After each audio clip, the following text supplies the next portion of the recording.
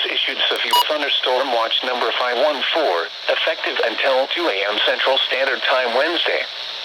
This watch includes the following counties in Texas: Collin, Dallas, Hunt, Kaufman, Rockwall, and Tarrant.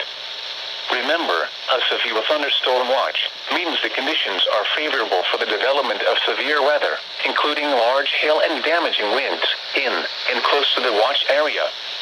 While severe weather may not be imminent, persons should remain alert for rapidly changing weather conditions and listen for later statements and possible warnings.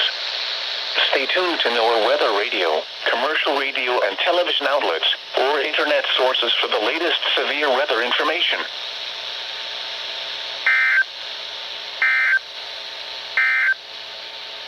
The current